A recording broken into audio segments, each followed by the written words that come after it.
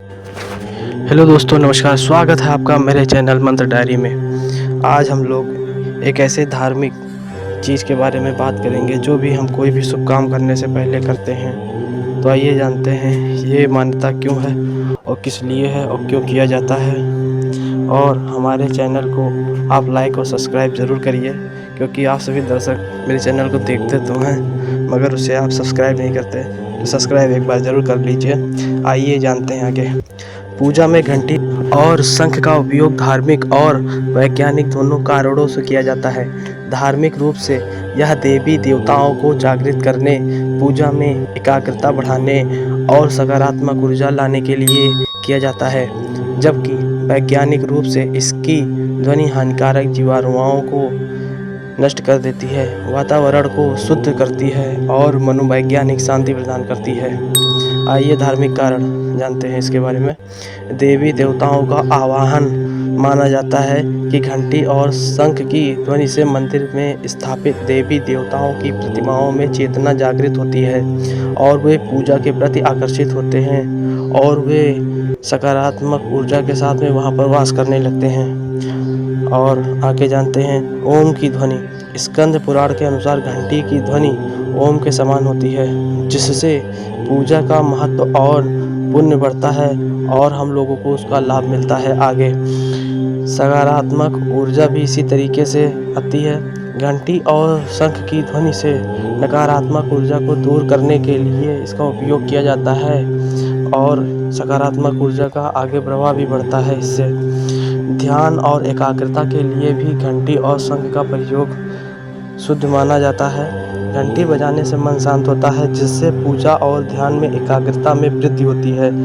शुभता का प्रतीक शंख को माना जाता है। शंख को शुभ कार्य, पूजा पाठ और धार्मिक अनुष्ठानों की शुरुआत का प्रतीक माना जाता है। वैज्ञानिक कारण भी आइए इसका जान लेते हैं। हानिकारक जीवाणुओं को ये सभी लोग नष्ट कर देते हैं। शंख और घंटी की ध्वनि तरंगे वायुमंडल में चारों ओर फैलकर हानिकारक जीवाणुओं और विषाणुओं को नष्ट कर देते हैं, जो हम अपनी नंगी आंखों से नहीं देख सकते हैं, जिससे वातावरण शुद्ध होता है।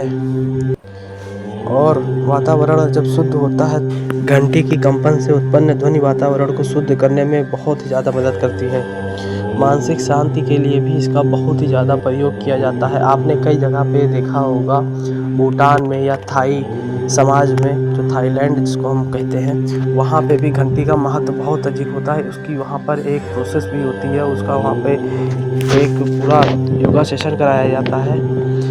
मानसिक शांति के लिए घंटी और शंख की शांत ध्वनि को मन और तंत्रिका तंत्र को शांति प्रदान करती है, जो उत्तेजक ध्वनियों के विपरीत होती है।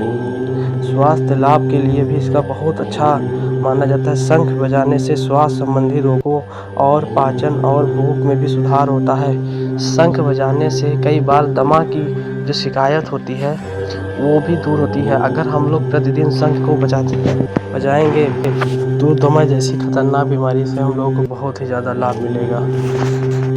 आइए अब हम लोग जानते हैं हम अपने हाथ को आरती करते समय दाएं से बाएं की ओर क्यों घुमाते हैं।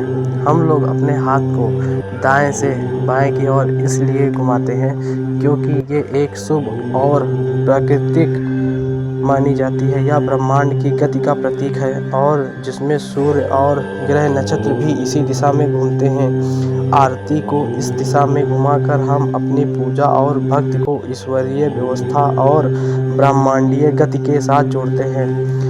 हिंदू धर्म में घड़ी की सुई की जो दिशा होती है वो दाहिने से बाएं की ओर घूमती है और इसे शुभ माना जाता है। ठीक वैसे ही जैसे सूर्य पूर्व से पश्चिम की ओर घूमती है। यह पूरे ब्रह्मांड की एक प्राकृतिक और ईश्वरीय गति है।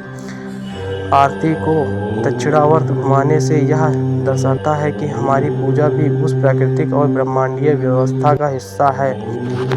अगर वीडियो आपको और पसंद आए तो इसे लाइक करें, सब्सक्राइब करें और कमेंट बॉक्स में आपको जो भी आगे वीडियो चाहिए होगा उस पर कमेंट कीजिए। धन्यवाद।